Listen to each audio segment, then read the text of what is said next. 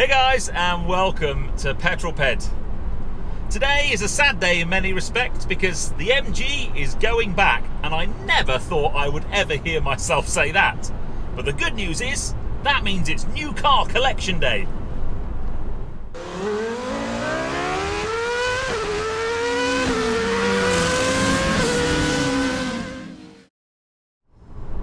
So I am on my way down to Bournemouth to drop off the MG and pick up my new Hendy car.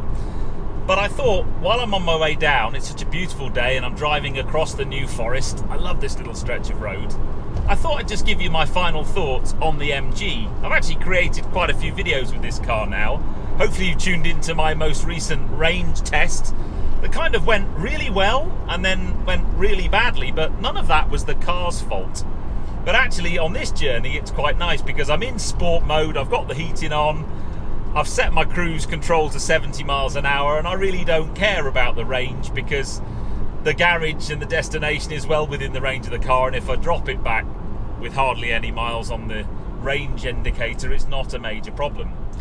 But yeah, when I first was told that this was going to be my next car, to be honest, I thought, oh, I'm not so sure about that. I really did need to think about it. And as soon as I kind of approached it in the way of it being a cheap, affordable, new electric car at that kind of £25,000 mark, I kind of could then try and live with the car and understand it from that point of view. Mrs. Petrol Ped wasn't sure either. She went, "You're not going to get me driving an MG."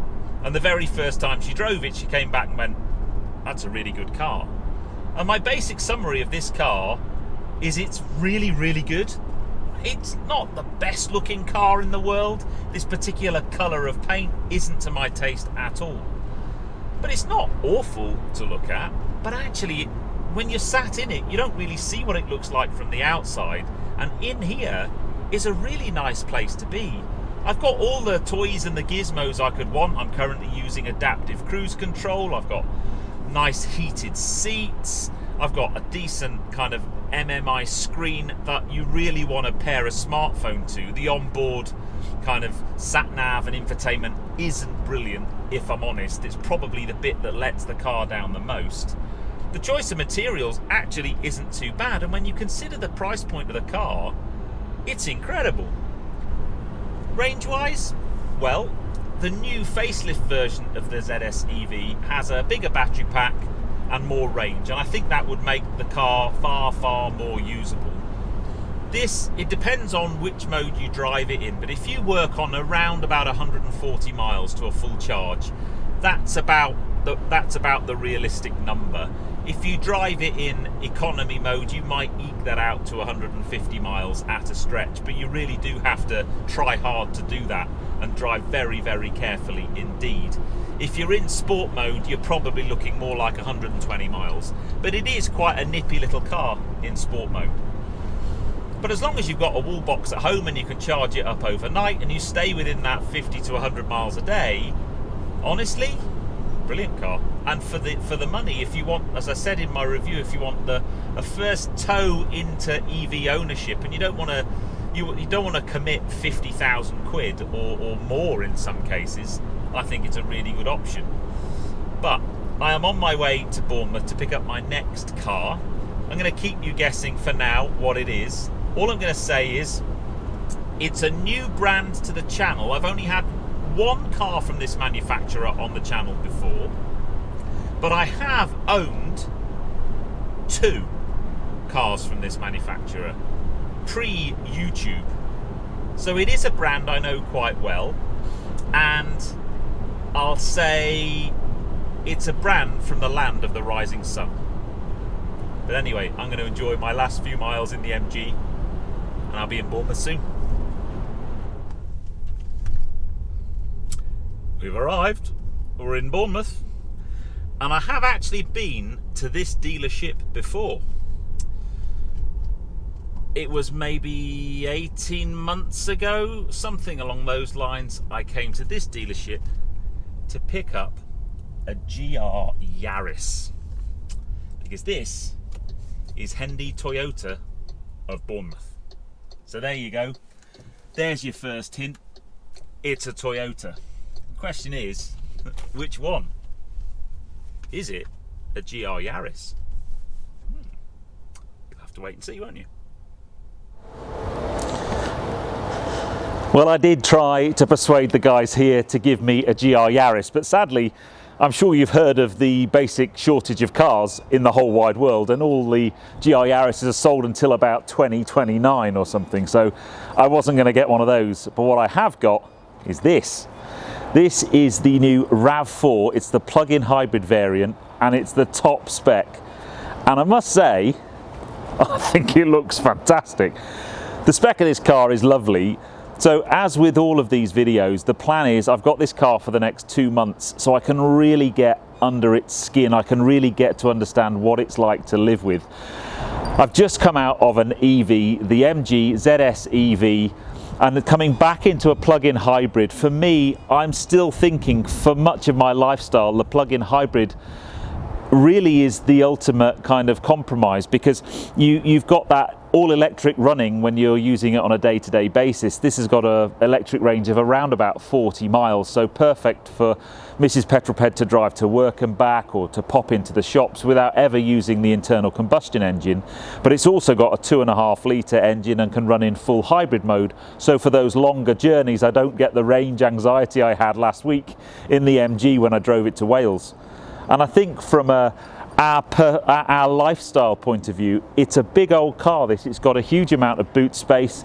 It's got plenty of room for 4 passengers, probably 5, so the dogs can sit in the back. And I've got a few big journeys coming up where I need to haul quite a lot of stuff, and I think this is going to be absolutely perfect. So let's just walk around the back and take a look at the rear end view, shall we? Well, I think it's fair to say RAV4s have come a long way aesthetically since we first saw them. They come in 3 trim levels now. You've got Design, Dynamic, and then this one, the top spec car, the Dynamic Premium. And this one's got quite a few options on it, including this absolutely stunning pearlescent white paint finish.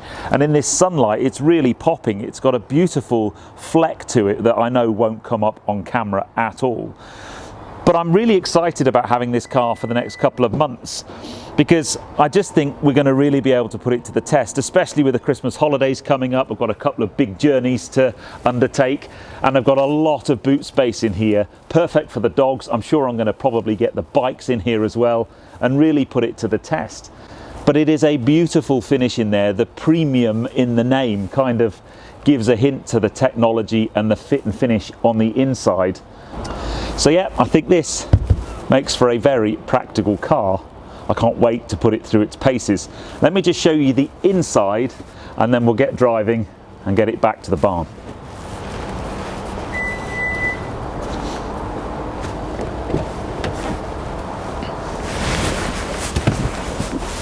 Welcome to my new daily. Now, I've had a quick run through the car with one of the sales guys here, Mitch, and what I'm trying not to do is give too much away, because I want to save that for my main review. The first impression of the car is it's a beautifully trimmed car. The fit and finish is lovely, but there's some really nice materials. Even just things like on the inside of the door handle, they've got a rubber material that just makes that door feel really, really solid. Pretty much everything in here is electrically assisted, heated and vented seats. You've got that big display there. It's got Apple CarPlay and Android Auto. I love the chunky gear lever. And then the different drive modes, I've got the option of the car deciding whether it's going to run as an EV or as a hybrid, and swapping between the two. You can force it into EV. You can even get the petrol engine to charge up the hybrid system, the battery for the hybrid system, as you're driving along. So I kind of want to get to grips with all of those things before I talk too much about them to you.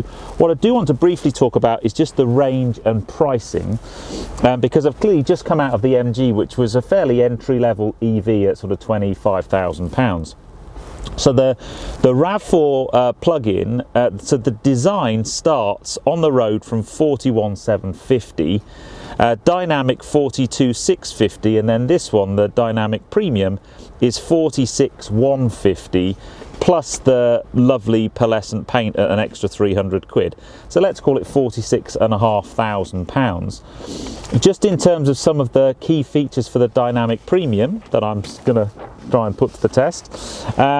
So I've got the lovely panoramic sunroof, which I'm a big fan of pan roofs, you know that. It's got a JBL sound system with 9 speakers, head-up display. The vented seats come with the premium, memory function seats. And then I've got some options on here. I've got the side steps, which are optional apparently. So it's a really beautifully spec'd car. And what I like about that is it gives me the option to put all of those things to the test. So for now, I'm going to maybe get a camera or two set up and just give you my very first impressions as I drive away from the dealership. But what I want to do with this car is get my head around it for the next week or two and then do a full review. And also over the Christmas period, I've got a couple of longer journeys, so I should put some proper miles on the car and really get to grips with what it's like. Power-wise, that's probably something worth talking about, just in terms of engine and so on. So it's got the 2.5 litre variable valve timing Toyota engine, which is pretty ubiquitous, and 306 horsepower. So it's got a fair amount of poke. It's quite a big car. So I'll do a bit of kind of digging and research and finding out about all the various things. So you need to tune into my review, but I'm going to get some cameras set up and head off and enjoy this lovely sunny evening drive home. Next time you see me, I'll be driving my new car. Put in the comments below, what do you think? I know it's a bit left field. I'm trying to, with these Hendy cars, trying to do cars that are a little bit different. You know, I haven't really seen much content on this car online, and as I said, it fits in perfectly with my lifestyle and the kind of things I want from a car, certainly from a daily car anyway. So I think it should be really, really interesting.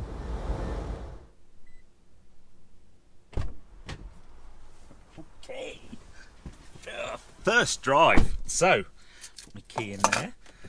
So the on button is there. I'd actually left it on from when I was doing my filming.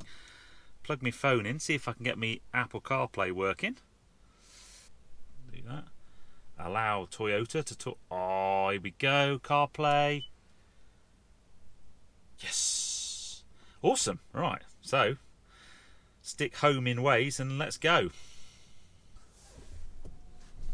Right. So, I have absolutely no idea what the different drive modes do or feel like or are. That's not the purpose of this. I just thought it'd be fun to turn the cameras on and enjoy the first mile or so of driving in my new car.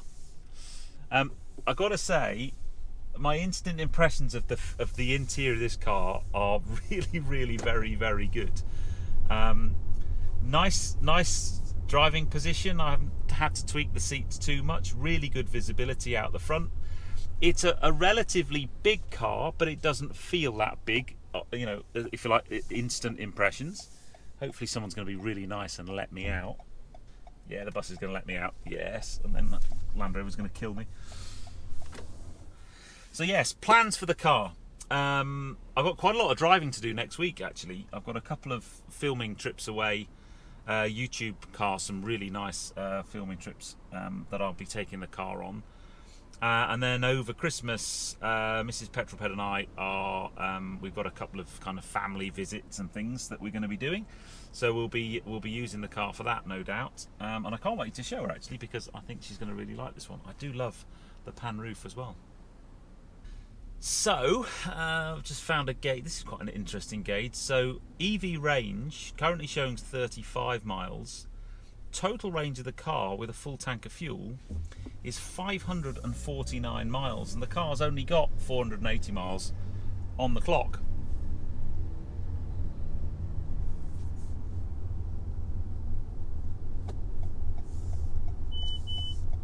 Oh no, it's got a lane departure warning. Oh, and that's a speed camera beep. Excellent.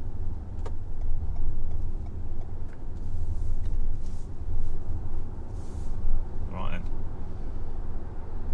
Next time I shall report back once I've got myself out of Bournemouth. So I've been driving for about half an hour. I'm slowly getting to work out where everything is. I've worked out where the radar adaptive cruise control is, which is always a nice feature to have. I'm now in hybrid mode rather than pure EV mode, so I've still got 34 miles of pure EV range should I want it. And my initial impressions of the car is it's got some go, that's for sure. But I'm not going to do any more on the car for now. I'm just going to get my head around it, learn the car a little bit more, and I will bring you a full review of this car as soon as possible. I'd love to know what your initial impressions of the car is. Now, one of the things I want to try and do is run through a detailed spec, because you might be sitting there going, oh my goodness me, that's a Toyota RAV4 and it's like mid-40s. That's a lot of money. So I need to kind of work out if that's a justifiable price or not. My initial gut feel says, actually, this is a very, very nicely spec car. These seats not only look good, but they're really comfortable as well. But I don't want to do too much more because I'm starting to review the car. Stop it, Peter. Concentrate, drive home. But anyway, I hope you enjoyed that one. I want to say a massive thank you to Hendy MG, by the way, for the car for the last couple of months. I really did enjoy the little MG, but I know I've got a good feeling about this car. I know I'm going to enjoy it. But for now, I'm going to leave you there. If you enjoyed this one, give me a thumbs up.